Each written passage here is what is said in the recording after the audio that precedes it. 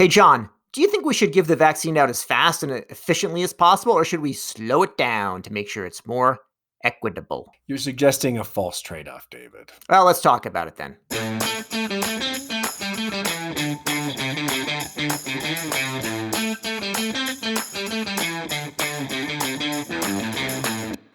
Welcome to CareTalk, your weekly home for incisive debate about healthcare, business, and policy. I'm David Williams, president of Health Business Group. And I'm John Driscoll, the CEO of CareCentrix. David, what do we have? Well, John, there was a big letter signed by 151 civil rights groups, and they are calling for greater equity in vaccine distribution. Why do we need that?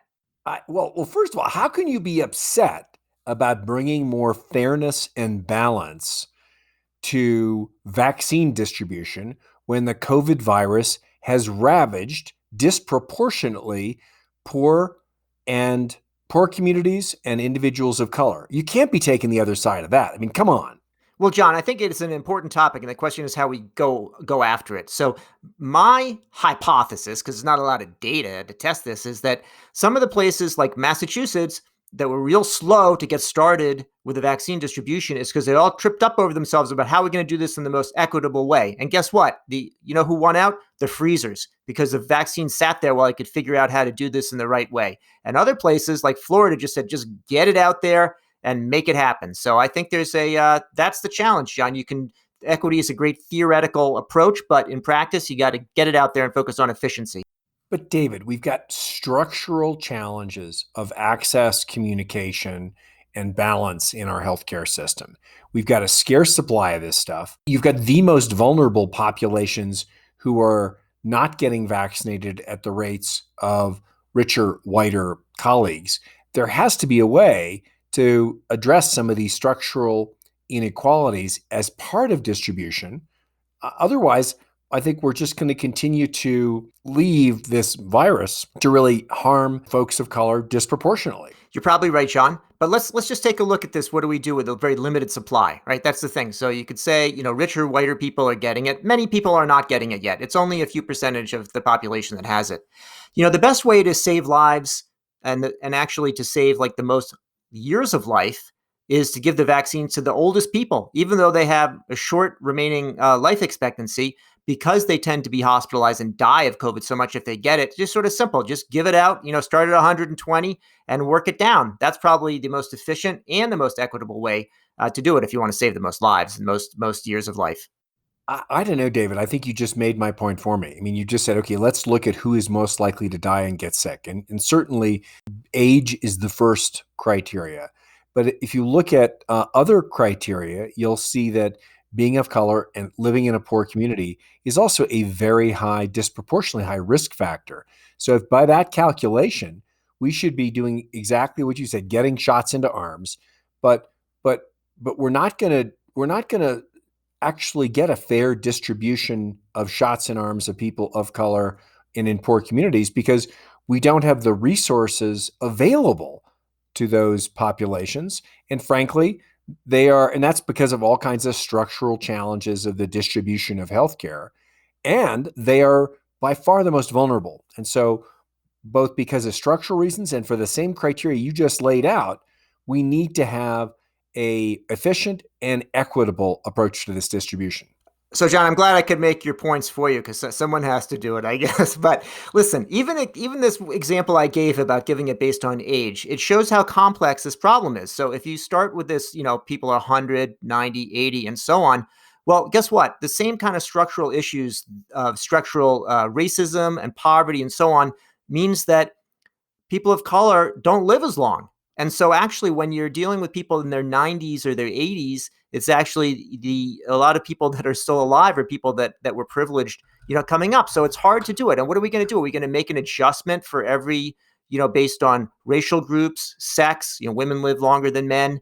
Or are we going to do like an individual predictive model for each one? If we do that, the freezers are all fill up and no one's going to get a shot. It's not that hard. First of all, in order to address the structural and distribution inequalities that already exist, we should make sure that since all of the states seem to be using complicated websites, we should have individual volunteers going out and soliciting vaccination in poor neighborhoods and neighborhoods where where English is not a primary language.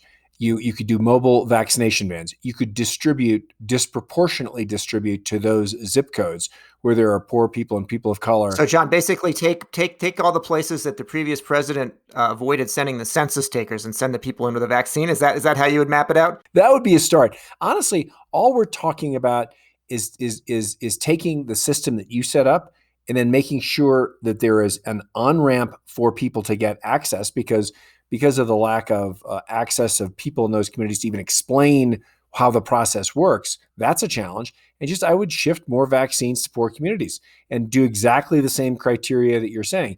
In a time of scarce resources, I would think you disproportionately want to get it to the people who are the most vulnerable. So, John, another way to look at it is to say, why don't we do it another way? Why don't we say, if we want to have the biggest impact on ending the pandemic, why don't we reward the people with vaccines are the ones that had the worst behavior in terms of social distancing and mask wearing, because they're the ones that are actually most likely to be spreading COVID-19. And I think you could actually go and make an argument to give it to all the social butterflies, the party people, and then over time, once the vaccine's less scarce, then focus on this, rolling it out to all these communities that you're describing. David, spoken like only a social butterfly. How can you take just the fact that you are the hard partying social animal that you are and somehow justify that? We know that roughly 50% of the spread is from asymptomatic people, but we don't know which asymptomatic people there are. I mean, come on, let's go with the facts. Let's use your own criteria. Who is most vulnerable? The elderly and people of color in poor communities, and disproportionately put the vaccines there, not you and your social club. Yeah, John. I thought I was a wallflower all of a sudden, but it's like the 50% of the asymptomatic spread. It's like 50% of marketing spend. You know, half is wasted. You just don't know which one it is. I think that the point is that you've got an issue about actually getting the vaccine out. So if it's coming from Washington, being directed from the feds, getting to the states, and then being distributed, the issue is that you can do better with some of these mass vaccination sites like we have in Massachusetts than you can do if you bring it down to community centers and going door to door where people are comfortable. You got to do both because you're not going to reach those communities.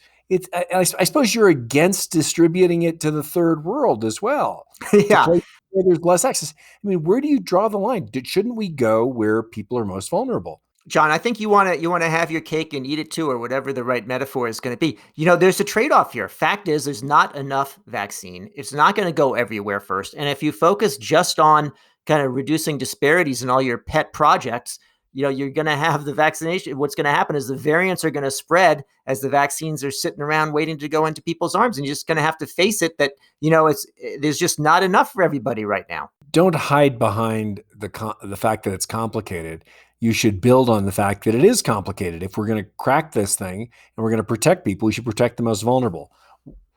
I don't think we're going to get to agreement on this, David. So what else would you like to talk about? Yeah, so let's say with the third world, where you're saying withholding this from. Now, I actually think it's pretty darn important that we do share the vaccine wealth, such as it is, with the rest of the world, third world, second world, fourth world, whatever you want to call it. I would say I wouldn't send it into outer space, but if you look at it, there's a few reasons. One is that we have these variants from places like South Africa, the UK, Brazil. So we don't want those variants because we don't want them to come here and cause trouble. And also, you'll note that China is using its vaccine to gain influence around the world, which I think we also don't want.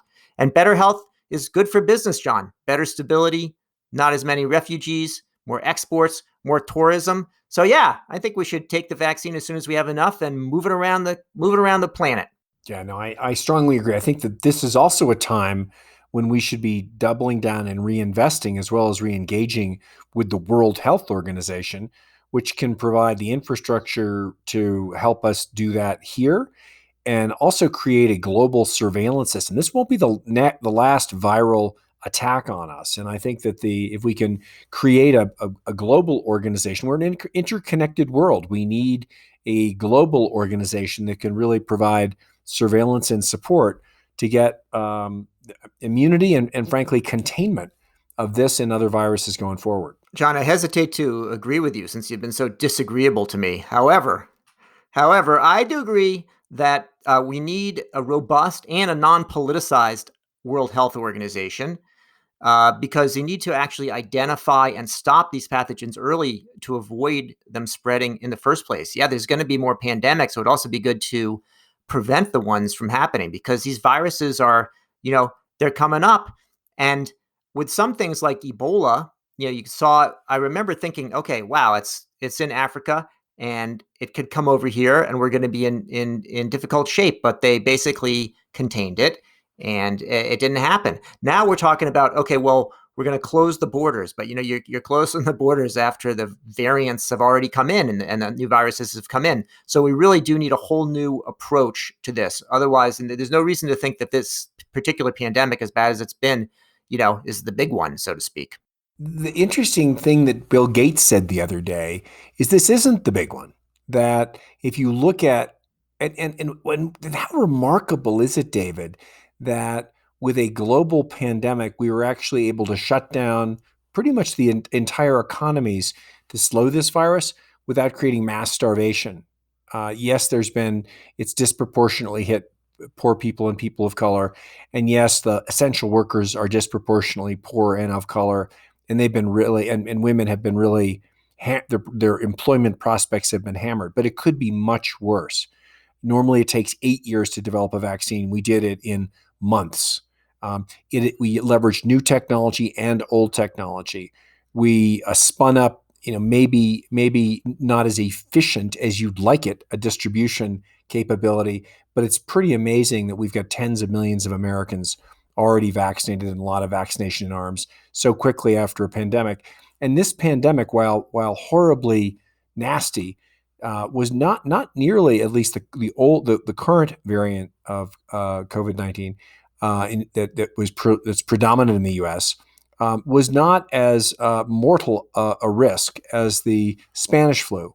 And I think in an interconnected world where you're seeing viruses jump from host to host, from animals to humans, where we're encroaching upon wild spaces where we don't have natural viral defenses, it's really critical to think bigger here. And that's why that investment in the World Health Organization and pandemic protection, we just have to, and I'm hoping this administration will make a real investment in this kind of biosurveillance and biosupport. So as we're thinking through and arguing about how to optimize our current vaccines, that we're thinking about how we can make these kind of viruses like Ebola containable and defeatable. John, when I hear about these things about the hosts, the wild animal host, the human host, I'm thinking about some of your wild parties. I've been able to throw those for a while. When the pandemic first started, we were talking about how, we're all in this together, which quickly became almost a joke because there are a lot of people that are able to insulate themselves from the pandemic while others are just, facing it day to day. And I think we've seen those kind of disparities. And that's a lot of what we're talking about here with the distribution of the vaccine. But if you look about what is the actual possible way out of these future pandemics and a more enlightened view that actually realizes that we are connected, that vaccine nationalism, COVID nationalism doesn't make sense, that we actually want to have equitable, distribution, not just of vaccines, but prevention, treatment, and testing, and so on. I would like to be optimistic that we're actually going to take that path into a more interconnected world where we do take a more enlightened view. But I'm not so optimistic that just because it's logical, it's gonna happen. What do you think? I think we're a more mature country. I think we've suffered enough economically. I think that separate and away from the national election, I think people, regardless of what party, understand that this has been pretty devastating. I'm more optimistic. I actually think America can and will get its act together on this, and I think the world will. We have to. Otherwise, I think we're going to be in the same ways that we are starting to find that we have to endure erratic climate volatility and climate change. I think we're going to, if we don't, and we have the ability to contain and defeat these viruses. But if we don't build that infrastructure, we're going to have the same result on people and the economics as we're seeing on cities with floods and droughts. Well, John, I know you started off saying you're optimistic, but I don't know. That's a pretty pessimistic form of optimism. So, You can't, if you're honest about threats and vulnerabilities, you can defeat them. If you're not, they'll defeat you. all right, John. Well, I feel defeated by the rest of this conversation. So I'm going to say, let's wrap it up here and say that's it for yet another edition of Care Talk. I'm David Williams, president of Health Business Group. And I'm John Driscoll, the CEO of CareCentric, still fighting for equity. We've told you what we think. We want to hear what you think. Please leave us a comment or a review and make sure to subscribe on your favorite service.